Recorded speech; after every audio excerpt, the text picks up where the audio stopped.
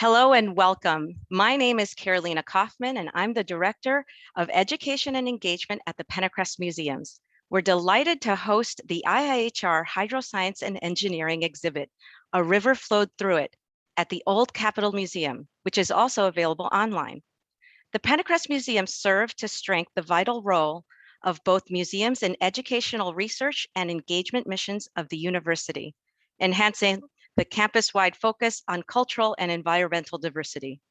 A River Flowed Through It is the perfect fit for our museum, and it's our hope that this exhibit will inspire conversations on the significance of our river systems to our lives in the past, present, and future. That said, I'd like to pose a reflection. Think about what our rivers have meant to us as individuals, in our society, in our history, and as humans. It's interesting to remember that the first civilizations formed on the banks of rivers. These hydraulic empires helped form society as we know it, sustaining people since the dawn of humanity.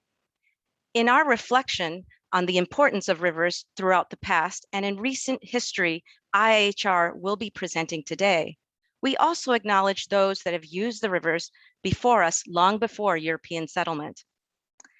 This early illustrated historical document called the 1837 Iowa Map, or No Heart Map, named after the Iowa leader, was presented to the US government in 1837. The map, designed to persuade several Midwestern tribes to agree to land cessions and new treaties, depicts villages and travel routes of the Iowa, plotted on lakes and rivers within an area nearly 250,000 square miles over a 200 period of the upper Midwest and Eastern Great Plains. We also know Native nations have used these trading routes long before this map was drawn. This map serves as an example to bring greater historical perspective into our goals at the Pentacrest Museums and the University of Iowa to acknowledge the native lands we stand on as the homelands of the Chippewa, Iowa, Kickapoo, Menominee, Miami, Missouri, Omaha, Osage, Otoe, Ottawa, Ponca, Potawatomi, Meskwaki, Nemaskaki, Sakewaki, Sauk and Fox, 3 affiliated tribes, Ho-Chunk, Winnebago nations. The following tribal nations, the Omaha tribe of Nebraska and Iowa, the Ponca tribe of Nebraska, Meskwaki, Sauk and Fox of the Mississippi and Iowa, and Ho-Chunk Winnebago tribe of Nebraska nations continue to thrive in the state of Iowa, and we continue to acknowledge them. As an academic institution, it is our responsibility to acknowledge the sovereignty and the traditional territories of these tribal nations, and the treaties that were used to remove these tribal nations, and the histories of dispossession that have allowed the growth of this institution since 1847. Consistent with the university's commitment to diversity, equity, and inclusion, understanding the historical and current experiences of Native peoples will help inform the work we do collectively as a university to engage building relationships through academic scholarship, collaborative partnerships, community service, enrollment, and retention efforts, acknowledging our past, our present, and our future Native nations. To learn more, we're providing the following sites. The exhibit and exhibition program we're presenting to you today has been made possible through the hard work of the faculty, staff, and students of IIHR Hydroscience and Engineering, with the support from staffs of the Pentacrest Museums. I would be remiss if I didn't extend our gratitude to the Office of the Vice President of Research, whose support makes the museum's work and exhibits possible. It gives me great pleasure to now introduce you to our presenters today. Gabrielle Villarini is a professor of the Department of Civil and Environmental Engineering at the University of Iowa. He is also the Robert and Virginia Wheeler Faculty Fellow in Engineering. He serves as the director of IIHR Hydroscience and Engineering, a world-renowned center for education, research, and public service focusing on fluids-related research. He's also a member of the Iowa Flood Center, the only university-based center devoted solely to flood-related research, and education. Villarini's research interests focus broadly on flood hydrology, extreme events, hydroclimatology, and climate predictions and projections. Welcome. Also with us is Matthew Fockler. Matthew is a research associate at the historical geographer at Augustana College in Rock Island, Illinois. His research explores the public land management and resource use. He has written a historical and cultural geography of water management on the Truckee River in Nevada and a continent ecosystem in northern Montana. Of the Forest Services landscapes in the Crown of Continent ecosystem in northern Montana, excuse me. His current research to Mississippi is a historical geography of the upper Mississippi River since the Great Depression. Without further ado, I invite Gabrielle Villarini to begin, and welcome. Perfect. Thank you, Carolina. Thank you very much for the introduction. It's a great pleasure for me to be here to give you a very brief introduction about IIHR in the context of the historical changes that Matthew will describe during his presentation. As many of you know, IIHR is 101 years old. Last year, we celebrated our centennial with all the festivities that had to be postponed because of COVID. And since we are talking about historical changes, it's just fitting to see where we started. And so if you look at the photo in the top right of your screen, this is the original 22 by 22 feet building that represented the origin of what then became the historical C. Maxwell Stanley Hydraulics Laboratory.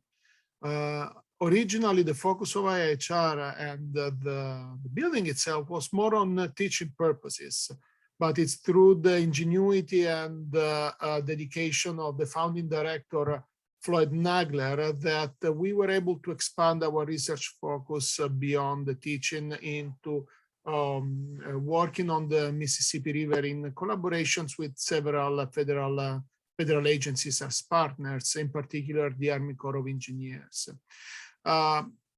If you think about IIHR, the 100 years of the history that characterizes us, you will see that we have been able to stay true to ourselves. So we have maintained our competencies and the excellence that we have in fluid-related research, but not in a static, monolithic way, but in a way that was dynamic, was adjusting to the societal needs of the period in which we were living.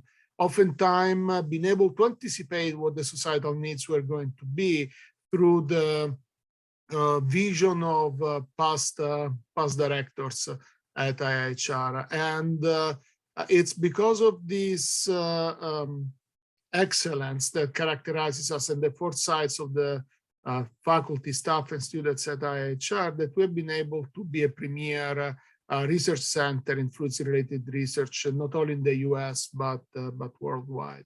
And so it's only fitting that we celebrate our centennial and the rich history that characterizes us by developing an exhibit. And so, as Carolina mentioned, there is currently an exhibit in the Old Capitol Museum. A river flowed through it. I hope many of you have been able to enjoy this exhibit. Every time I go, I always discover something new. It will be open until December 11th of this year. And recognizing that many of our alumni and friends might not be able to come and visit it in person, through the help of the leadership of the Pentacrest Museums, this exhibit is now available virtually. And so we're going to have the link now in the chat that connects you to the virtual exhibit. Hopefully you will enjoy as much as I have been. And and I do believe that this is something we are really proud of. We can all be really proud of it. I want to say a particular thank you to Carmen Langle, Jackie Stoltz, and Brandon Barquist, among the many people who have dedicated a lot of time and effort, and also fun in developing this exhibit. So I sure hope you will be able to enjoy it. So as we think about the history of IIHR in the context of the Mississippi and in the context of what Matthew will tell us more later on, probably one of the first studies that is worth highlighting is the measurement, the river measurements at the Keokuk Dam spillways in 1924. As I'll tell you more in just a minute, this opened up a number of opportunities and possibilities for IIHR that then continued in the ensuing decades with the idea of looking at field surveys as a way of complementing some of the ongoing activities, in particular by the Army Corps of Engineers, with an emphasis on both flood control but also commercial use of the waterways. As Floyd Nagler put it, it's not just the focus on the main stem of the Mississippi that is important, but also looking at the Mississippi tributaries as a way of understanding the main stem of the river, and that's why emphasis has been on both the main stem as well as those tributaries. Arguably, the kind of work we did earlier on laid the foundation and the groundwork for the 9-foot navigational channel project initiated in the 1930s that Matthew will describe through his presentation. And much of the work following the Keokuk Spillway measurements focused on dam spillway as well as navigational projects more broadly. And so, let's take a look at the Keokuk Dam, and this is, as it says here, not for the faint of heart. This is a photo of while we were collecting. It's a general staff was collecting data and measurements over the Keokuk Spillway. Amazing photo. It's a great shot that was taken, and the reason why this is important is because it allowed us to highlight and to showcase how physical models were actually fit for purpose as we think about describing the way that water interacts with the built infrastructures in the river. And so this is a photo from the first model we built. Was 1:11 scale of the spillways on the Keokuk Dam. And arguably, this study represented the foundation. It was so pivotal because it really set the stage as far as the utility of physical modeling reproducing the real world. To these days, IIHR is a leader in physical modeling of structures ranging from spillways to fish passages to conveyance sewage overflow systems. And the work we do is spreads both across the US, but also internationally. And just to give you a flavor for the kind of modeling that we have been doing, that we did historically, this is a photo from 1937, and it represents the physical model of the Mississippi River at Alton, Illinois.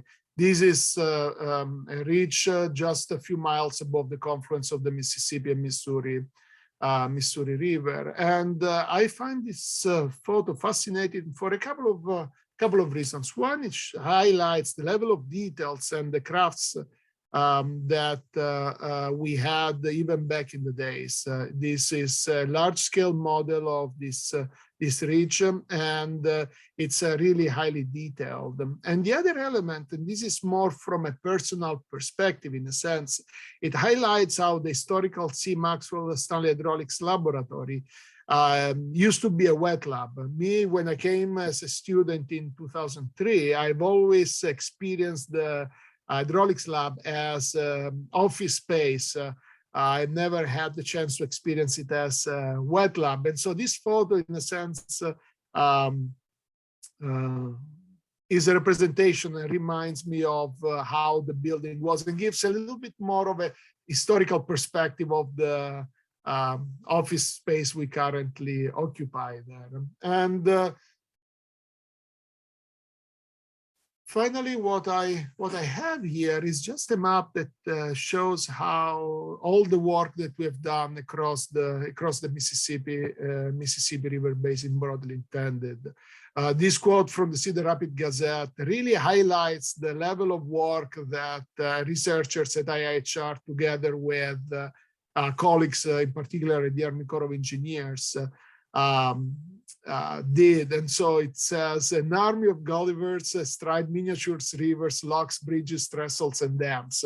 It really gives you the idea of the kind of work we were doing. It's a nice visual representation of all the activities that were going on at IIHR during those years. So without any further ado, I'm delighted to turn this over to Matthew, and I'm sure you will find this story fascinating as much as I did when I heard it. So Matthew, please take it from here.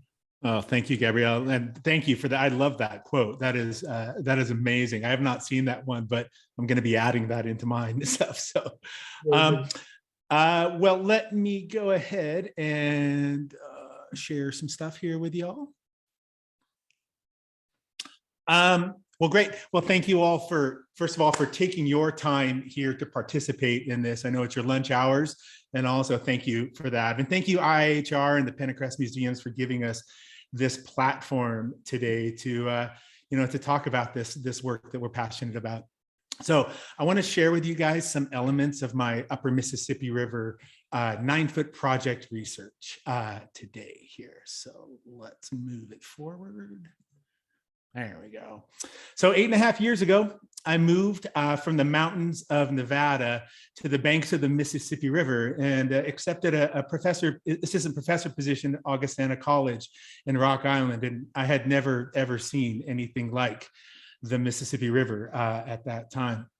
And to better, understand the river in this place that I now lived, I took a part-time job bartending on this riverboat. It's kind of no offense, I love this, and I did this for 3 summers, but it was kind of a corny little tourist, gig. And it had a house band that played equal parts Celine Dion and Jimmy Buffett covers. And as they'd roll through another rendition of Cheeseburger in Paradise, I'd look out my window outside of the where my bar was, and I'd watch the forests and shore roll by. It just seemed to me, again, a guy from Nevada, it felt like these forests were just impenetrable, and as Carolina mentioned, these were the heart of settlement, right, of indigenous groups. To me, I just felt like, I was, Huck Finn rolling down this river on this kind of unknown adventure. And of course, we'd share this river with barges and tows, and I just marveled at the amount of material that they moved as they moved up and down the river. And as we moved through the locks and dams, which were a real highlight for me, and I learned that these locks and dams were necessary because the Mississippi is not a naturally deep river. And so let's just pause and let that sink in here. Sink is no pun here. Like on this map here that I'm showing here, each one of these little black marks, especially in the upper parts of the Rock Island Rapids, those are shipwrecks, right? Of steamer ships that have hit the reef, right, and collapsed and lay in the channel in this year. In its natural course, the Mississippi would meander throughout its floodplain. And these barges, need at least 9 feet, right, of channel depth to navigate. And historically, especially on the upper Mississippi River between the Twin Cities and St. Louis, it was really difficult, even especially in the summertime, to maintain 4 feet. But for decades, the Army Corps and other public and private groups really worked hard to try to maintain first a 4.5 foot and a 6 foot deep channel on the upper Mississippi. They tried to engineer it using wing and closing dams, so right, piers of rock and stone that would force water into the channel and scour. And they would, participate in this rather like Sisyphean attempt at dredging, right? This nonstop process of pulling sand and gravel from the bottom of the upper Mississippi. And the Army Corps has been doing that for over a century. And though the Corps and other groups worked to maintain a channel, they just couldn't guarantee it. This graph here shows, spring flood pulses tapered off in the productive summer months, just when farmers needed the river to move grain and farm product to the Gulf. And so by the 1920s, most of the product was shipped really via railroad, which created its own issues of price gouging and monopoly. And meanwhile, depth wasn't an issue at all south of St. Louis. After, as Gabrielle showed that map at Alton, after the Missouri and the Ohio dumped into the channel, a 9-foot depth was easy to maintain. And barges from around the world picked up and dropped off goods at the Gulf of Mexico ports and on the lower Mississippi. But traffic on the upper Mississippi in the 1920s was at a near standstill. And so by the late 1920s, and after the devastating 1927 flood and a decade-long farm crisis, they decided that it was time for a change. And the engineer and soon-to-be President Herbert Hoover, Iowa native, called upon the Army Corps, right, to flex its high modernist muscle and to create this systematic navigation system on the upper Mississippi River. And it's here where real engineering studies began to try to understand how the upper Mississippi could be transformed. It wasn't until the Great Depression till that happened, when New Deal funding was available to alter the upper Mississippi. And so between 1930 and 1940, the Army Corps of Engineers constructed 26 lock and dam facilities on the upper Mississippi River. It converted 550 miles of free-flowing river into a staircase of water, and the upper Mississippi into a series of slack water lakes that we call navigation pools. And this project, the 9-foot project, as it came to be called, raised water levels to that 9-foot minimum necessary for global commercial barge traffic. And so as we see here on this graph here, in the year right before, an average water year, right before the 9-foot project took place in pool 16, there you can see kind of the average flows of the project before and then directly after the project. And you can see how, especially during the summer and fall months, right, that raised those levels to that 9-foot minimum. And these next images show average water levels per month in 20-year periods up to 2019. And this is one way in which we can see the effect of the 9-foot project. And it's significant, especially once we get to this period, to the 80s and 90s, right in there, to notice the high and low water levels. We rarely ever drop below a 9-foot level by the 80s. But, you know, as we move into a period where climate is changing, that 9-foot level acts as a platform, right, and contributes to higher water events. Well, in the months leading up to the 9-foot project, the Army Corps set out a team of cartographers documenting the social and ecological condition on the upper Mississippi floodplain. And this was this amazing map set, the plane table maps, super accurate for its time period, 1-foot contour lines, was important for the engineers, right, to be able to calculate just how much land in the floodplain would be inundated by the new normal water levels. It's amazing for me, right, as a resource as well. And what they did is they calculated a 2-foot flood recurrence interval in most of these places, and then added 3 feet of elevation as a buffer to deal with fluctuations in the floodwaters. And here's the kicker to that thing, is that any land or structure within that interval, within that recurrence interval and that 3-foot buffer, was placed under Army Corps control through purchase first and then through eminent domain condemnation proceedings. And in the process, the Army Corps became the largest public land manager in the Mississippi River corridor. About half of the condemned lands remains more or less permanently underwater, and the remaining acres are the Army Corps' public lands on the stretch of the upper Mississippi River. And as a public lands researcher, this is where I got my interest in this. Well, so along with drawing maps, the Army Corps also sent out this crew of photographers. I'm so glad I have this photo here of this. They took thousands and thousands of photos up and down the upper Mississippi River. And these photos were used as evidence in the condemnation proceedings. And they were used to gauge value and ultimately to lay claim. These photos are an act of laying claim, right, of gaining title to these lands. But what's great for me, of course, is that these photos were taken on the eve, in some cases almost literally, of the upper Mississippi's largest man-made alteration. And so as such, they become a benchmark, a visual benchmark, and they capture a particular view of the upper Mississippi landscape, of the ecological and of the cultural conditions of the upper Mississippi during the Great Depression, right before the 9-foot project.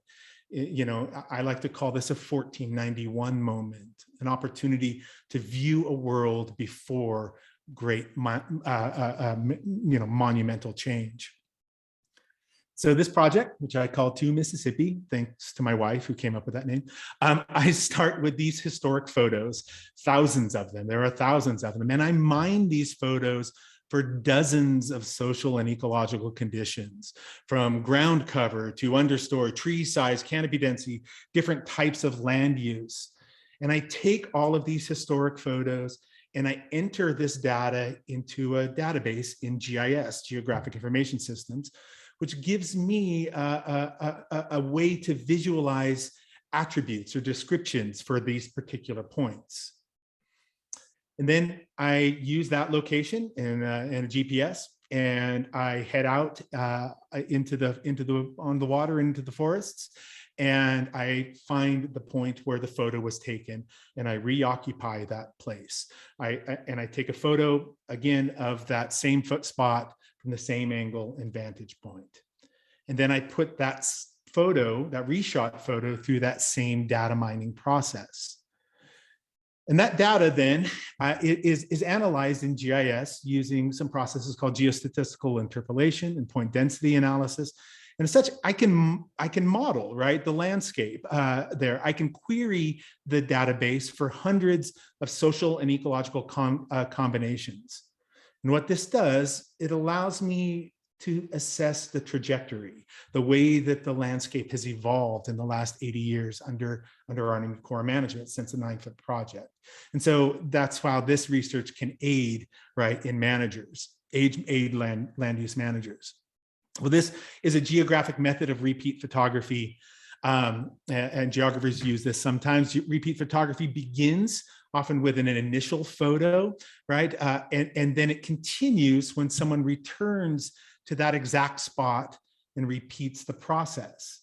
And by observing that change over time, we can assess landscape change and even, plot trajectories of change. In this case, this pretty stunning photo set from Yosemite, we can see what happens when beaver dams back up a creek and slowly transform the landscape into a marshy prairie. And the USGS, National Park, as other major land management agencies have recognized decades ago that repeat photography can be a powerful tool for land managers. But it's also a really powerful tool for the public.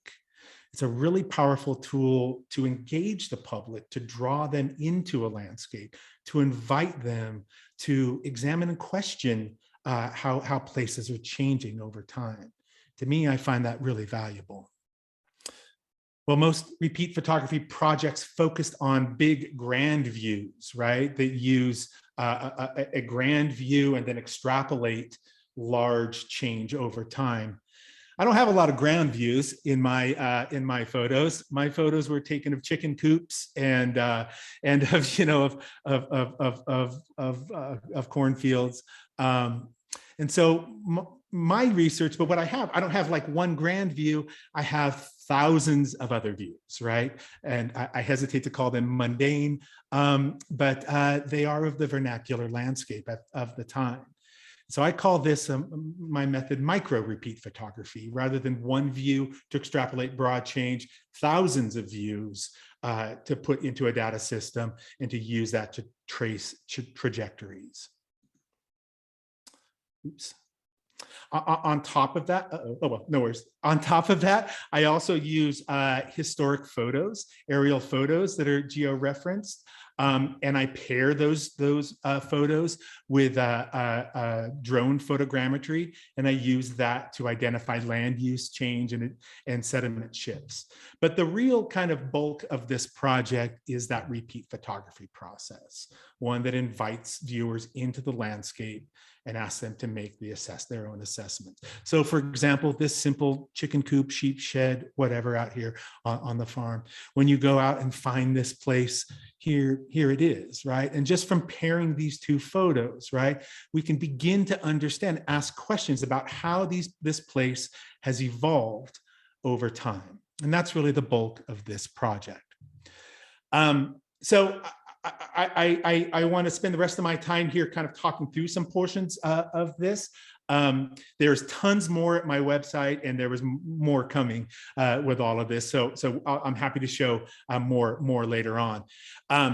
But for the start of this, what I want to think about is some organization. I'm writing this as a book, as well as some articles and a digital geohistory.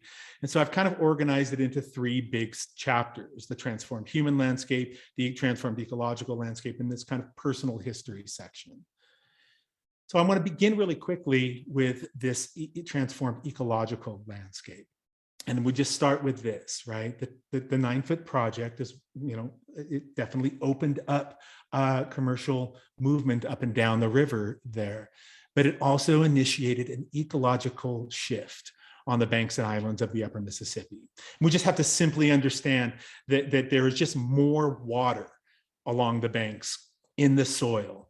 And historically, these upper Mississippi forests might have looked something like this. I picked this shot here because it is a mundane one. There's nothing super special about this shot, right?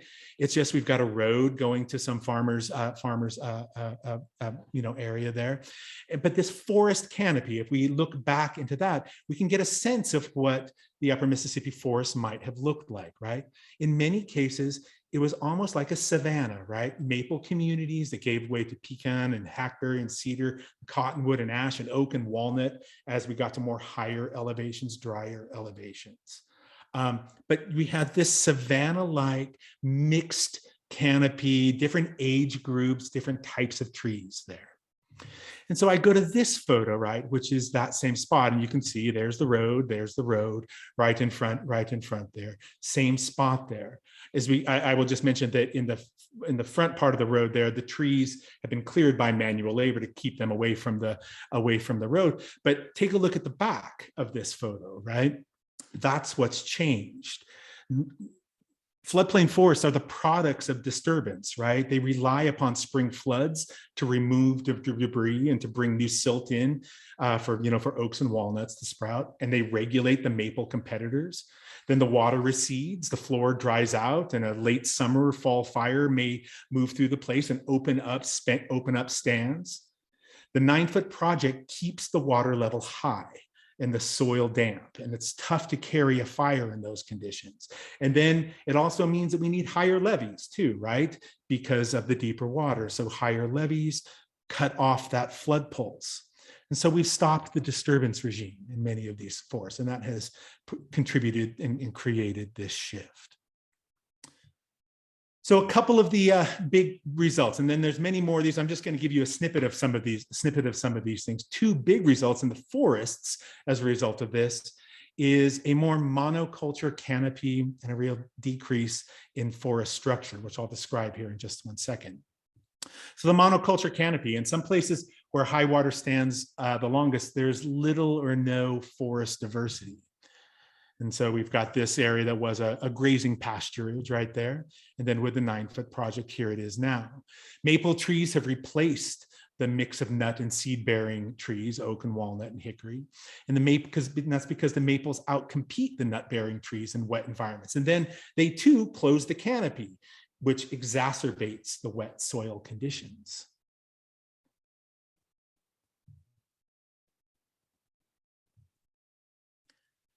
Monoculture forest, I have found, is especially prevalent on lands that were disturbed historically by human land use, by farming and settlement. It gave opportune moments. Time again, this farm field here moves to this type of single stand forest here.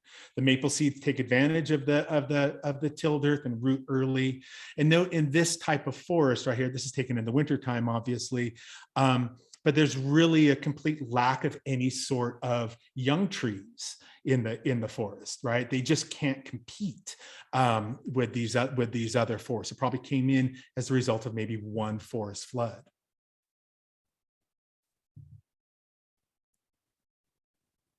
And that's what I really mean by a lack of structure. Again, like a healthy forest has a diverse and mixed structure. It has a nice distribution of trees across the whole age spectrum. But the data mined from my repeat photography process shows that across a 9-foot project, there's a significantly reduced structural diversity across the forests. And sometimes it's easiest to see these when you look out at the islands. The Army Corps, one of the first things that they did is that they, when they started raising the waters, they sent armies of CCC, workers out onto the islands and shorelines to clear crop all of to clear cut, all of the trees off of the islands and shorelines. They didn't want the floodwaters. They recognized the floodwaters would pull the trees down into the channels, and they didn't want to those to get into the path of the ships, right? So here, this island out, this is near Keithsburg in Illinois, has been pulled. It was pretty much denuded. And here it is now. Those trees grow back quickly, and rather than a mixed canopy, it's predominantly all maple, right? These places are beautiful in the fall, right? They are wonderful golden islands. It's just amazing places. But when you go out to these places in the wintertime, oftentimes there's no evidence of any sort of animals whatsoever, and it's just this kind of weird ghostly landscapes. One thing we've noticed too is greater evidence of invasive species in the ground cover, especially in places where there was human habitation. This was a recreation cabin on Blanchard Island or near Blanchard Island. And invasives are all over these areas where human habitation was. Buckthorn and knapweed and honeysuckle, multiflora rose, and kudzu, especially, like you see in this film, this shot here, which is so completely taken over the disturbed areas of this island. One of my most claustrophobic moments happened right then and there when I felt I could not get out. In this place here, again, a recreation cabin just along the shore has just been totally overtaken by multiflora rose, which is often described as a living fence, and it is the absolute bane of my existence out there. Impossible to get through, and it just takes forever. 9-foot project has contributed to forest and cover density changes. And in some places, the forest and understory cover has grown in density, which has created a jumbled landscape of living and dead trees. So in these open areas where the water rises up, what ends up happening, right, is that over the years, trees fall and overgrown forests slow and stall, create their own literal dams, become collection points for human trash and floating debris, right, and have a completely transformed landscape to it. One of the big results that I've found in the on the 9-foot project is the changing shorelines, both through recession and growth. Each cargo barge, as they move up and down the river, push a great deal amount of water. They displace a great deal amount of water, and they create these pretty ever-present little lapping waves. Now, it doesn't look like a whole lot right there, but you have to understand that during the spring and summer and fall months, this is happening all the time there. And all the wakes from recreation boats and the increased fetch of the river as well magnifies erosion. And so shoreline loss is a major management problem from the Army for the Army Corps. Island soil that erodes fills the channels, trees fall and become hazards. From a habitat perspective, these places are lost forever. And though they do their best attempts to try to manage this, they can't do it everywhere, especially on the channel side, where the shore is continually being battered by wakes and waves. So this is the exact same spot, an island that has been pretty much eaten. And so here at the edge of the channel, we see the 9-foot project's true transformational power. It eats islands. And from a habitat perspective, this could be considered a disaster.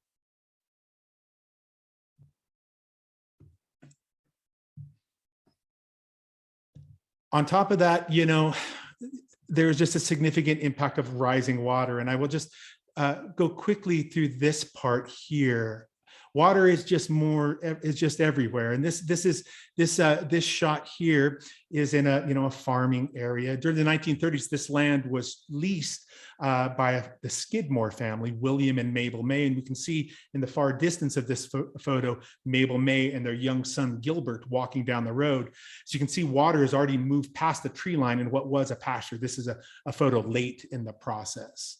And now this is Little Goose Pond in the Port Louisa Fish and Wildlife Refuge, one of the many areas that's owned by the Army Corps, and it's public land, although it's managed by agreement by the U.S. Fish and Wildlife.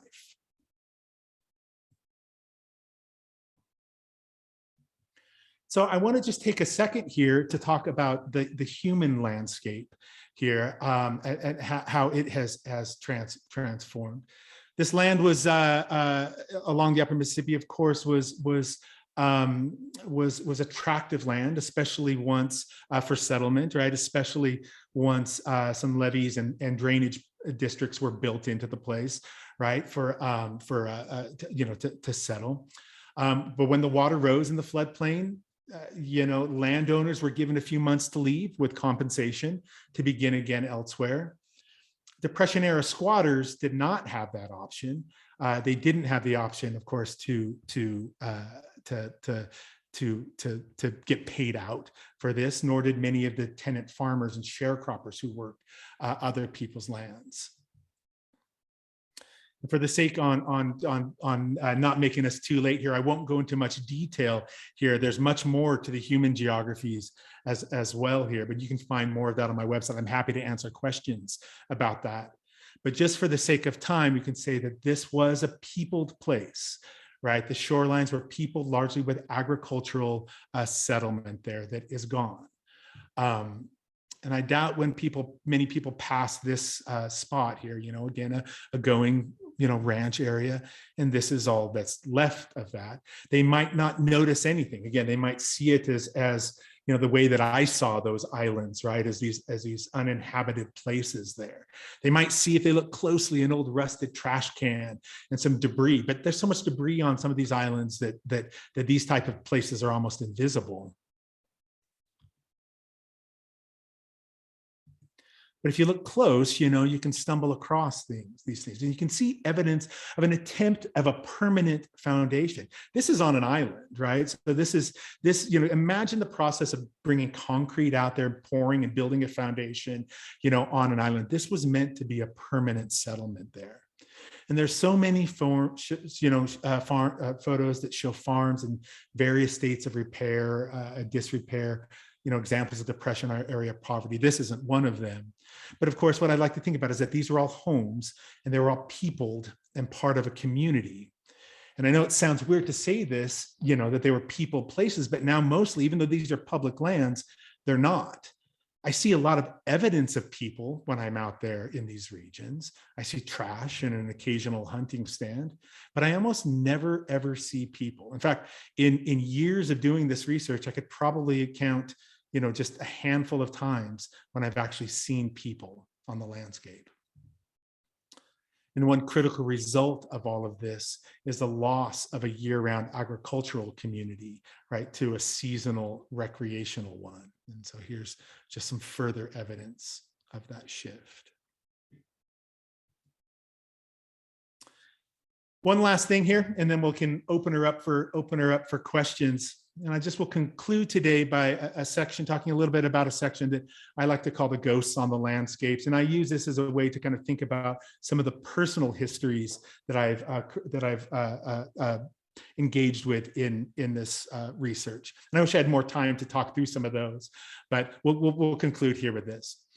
One of the main goals of this research for me was to confront those first feelings that I had when I was on that riverboat, looking out the windows on the shorelines, right? That seemed like wilderness to me. I wanted to see, like, were people there? So my research has given evidence to a lively and robust human and ecological community on the upper Mississippi, but it's hidden. So ultimately this book seeks to make hidden places, the hidden place identity available again, right? Visible again, to bring light to light the ghosts in the landscape and to give voice to the upper Mississippi era's Depression era places, people, and customs, to return the public, or at least inviting the Republic to return back to this place. So I start off with this image right here of this old bedstand sitting here in the forest. And that was and then I go to this photo, one of the first photos I ever tried to reshoot. Something, and I just can clearly remember flipping through the photo books at the Rock Island Arsenal and seeing this photo. And I was struck by this family's smiles. I was struck also by the fact that there was glass on the windows. There was curtains on what I'm assuming was the bedroom. But then when I dug into the history of this building and these two people, what I had began to understand was that this was a squatter shack. This was a Depression era shack, and the owners were squatters. They worked as mussel harvesters. They were out of work. They did not own the land, and therefore received no compensation for when this land was taken. But you can see the smiles on their faces and a sense of home in this little shack on the shore. And this photo, as I zoom back out a little bit here, was taken right as pool 18 was beginning to fill. And they knew, like, they had to be out November 11th. This was November 4th. So a week after that, right around, almost, what, 84 years ago, and a few days from right now. Their time on the island wasn't long. So in one of my first days of going out and doing this, a colleague of mine and I went out looking for this site, and we went and found it. Or my colleague, really, Ruben Heine, who's a professor at Augustana, there found it. He's in that photo there. I had my back turned when he found this, and I was busy with a metal detector trying to locate a water pump off to the side. And so my back was turned to the scene, and all of a sudden I heard Ruben yelp. He's going to kill me for saying this, but I heard him scream. And then I heard Ruben hitting the ground hard. And I thought to myself, oh my God, he broke his leg. And it was a long hike back to the boat. So I spun around and saw him sprawled out on the ground, and but he was okay. And he called me over and he said, Matt, come over, check this out. So as we're looking at this pair of photos here, line up where he is and where the kind of squatter shack is there in the tree there. So that brings me back to this bed frame buried in 80 years of settlement, left by a family of squatters, which were probably didn't have the means perhaps to get such a big thing off the island. Ruben had tripped over it. It had blended in on the ground, and I honestly wondered if anyone had ever seen it in all of that time. It had been covered over with 80 years of flood sediment there. And so part of my mission with this research became clear: to once again return the public to this landscape by telling its human and ecological story and inviting readers to explore the past. And so one of the things I've done, and I won't go into this for sake of time here at this, but I'd be happy to talk more about this, is that I've begun searching out families, right? Families who lived in the area, and I began gathering together, their oral histories of living within those areas, and their stories of the removal. And in some cases, I've been lucky enough to even take families back out to those locations where their families, where their homes and shacks were. Well, with that, I am going to end this. And I want to just thank here, as I pull up my kind of thank you screen there. I want to just thank you all for being here. Especially, I want to thank Augustana College and the Army Corps, who's been incredibly helpful throughout this process, and the University of Iowa, especially the Penncrest Museums and IIHR, for giving us this platform. I encourage you to ask me questions and reach out to me via social media or the website or email. With that, I will shut up. Thank you so much, Matthew. That was a fascinating journey. A lot of people online, our guests today, are actually making amazing comments about personal experiences on the river. And we're just so glad people are able to do that. We want to welcome anybody to submit a question in the Q&A, and happy to read off some of the questions. There was a question partially answered, I believe, earlier, in terms of what are they doing for to manage the land restoration. I think you addressed some of that. I didn't know if there was anything else you wanted to add regarding what is currently happening as far as restoration is concerned. Right. So I think in the past, I will just say this quickly from the past perspective, right? That I think, the Army Corps' management imperative, right, was to really manage the channel and to mitigate flood impacts. Okay. Right. But I will say that's how it's been. And that's part of some of the reason why for some of the lag, I think, in restoration. And the Army Corps, I didn't talk a whole lot about this. The way the Army Corps manages this land in many cases is by ceding some of its management authority to other agencies, Fish and Wildlife, Iowa State Parks, like other groups, that work to management. In the last decade or more, there has been a really increasingly robust, ecological management actions happening, and a really great group. I would say I've really, really thoughtful, science-backed, group with the Army Corps that is really working towards restoration. It's a financial issue as well, right? And they want, and so, but they are in the process of working through a kind of a new forest and shoreline plan right now, and there is good work that is happening. Of course, it does take, I think, second seat to the channel, right, and to flood mitigation. Thank you, Matthew. And we have another question by a person named Barry, and I hope I'm pronouncing that correctly. Have you been noticing any of the dead stand kill off as a result of the 2019 flood events and persistent high water? Yeah, that was one of the most shocking things, and one thing that has made me, in some ways, okay, so what happens, right, is that in 2019 we had such a major flood event, especially ones that got behind the levees and into the shoreline forests, and it stayed for so long, right, that it really did kill off, in some places, I would say in some cases 95% of the forests. Yeah, definitely. Between that and some of the high wind events that we've had, derecho types events recently, like there's been a lot of shoreline kill. Barry, it makes me want to go back out. I need to actually now go back out, right, and redocument some of those places where there is stand kill. I have seen some of it, but I need to get out there and do more on that. Okay. Thank you. Another question from Hunter is, can you talk more about the importance of using this work for public education? And what are some of the best ways you've found to engage with, learn from, and share your work with the public audiences? So I think first and foremost, like I said, repeat photography has, excuse me, all sorts of power, right, to engage people in storytelling about place, right? To me, that is one of its most powerful tools, right? It is an invitation, right, to say, look at this place over time, and then to begin to tell stories about it.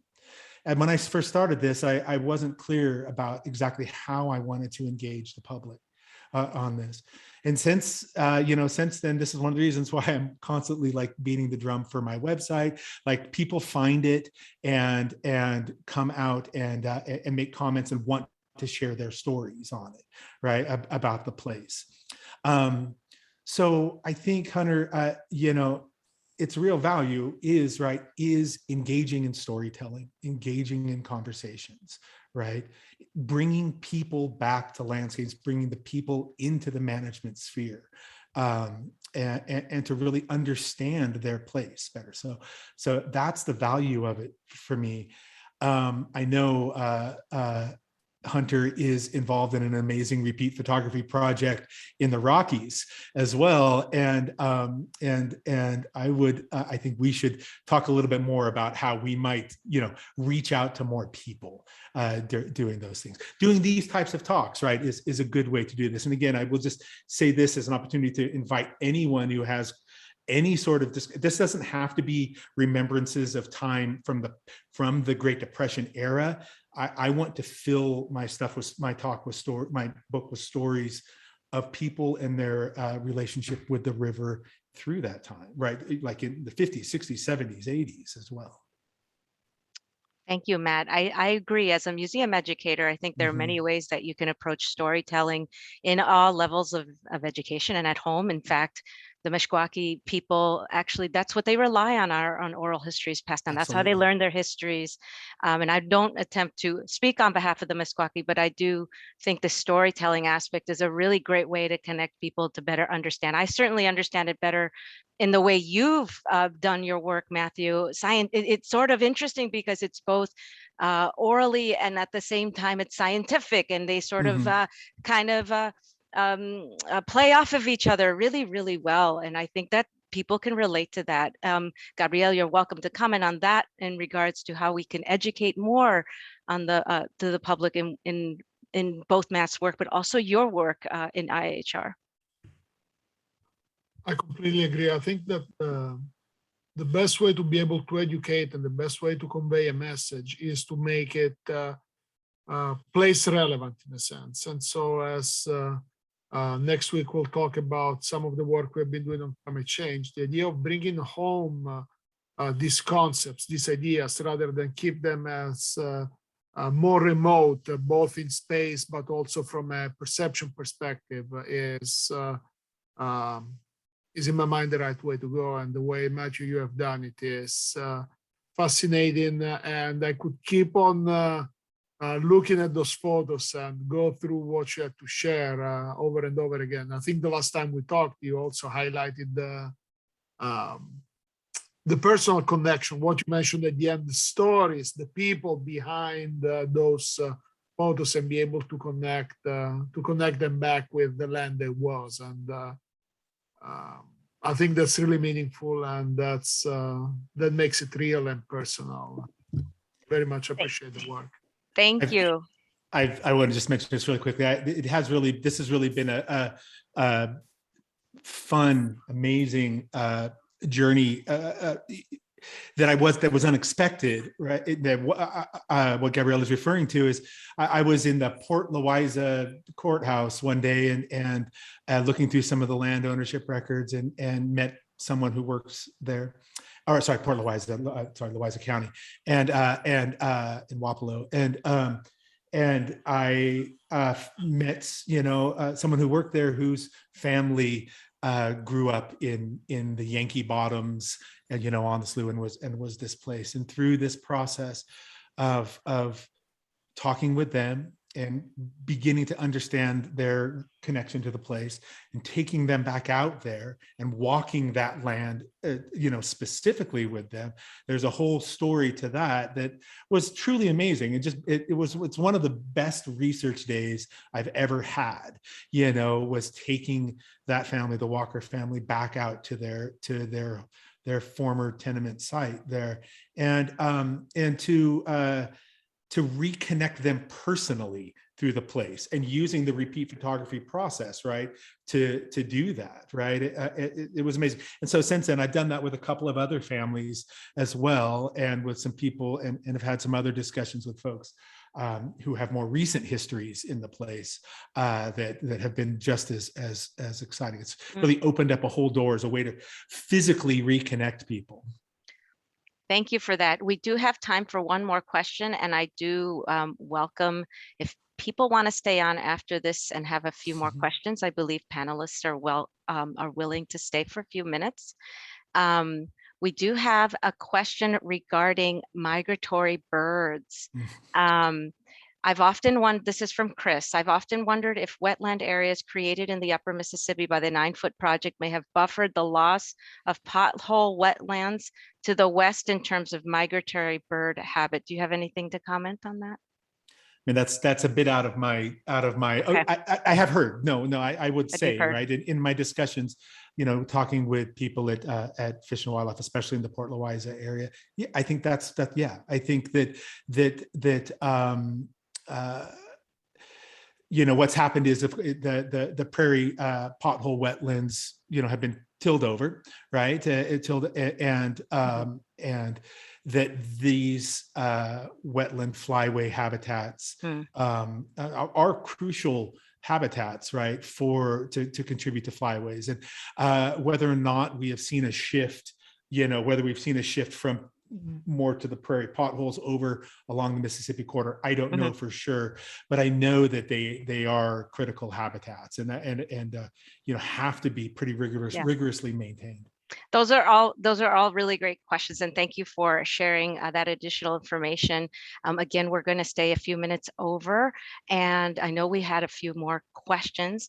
I want to thank everybody here for all their wonderful work, both towards the exhibit. Please come, it's still open until December 11th, as Gabrielle Villarini mentioned earlier. And of course, we've provided links to Matthew's work on the chat. We're going to make sure that you're all also aware that we want to welcome you back for our second half of this session, this webinar series. Gabrielle, would you like to say what people are going to look forward to hearing in the second session? And we'll provide a link to the registration for that. Absolutely, no, happy to. What we will be discussing is some of the work we have been doing in the context of climate change.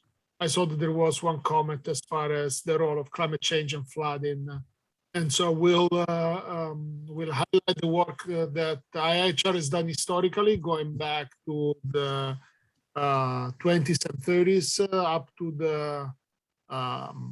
the present, and so.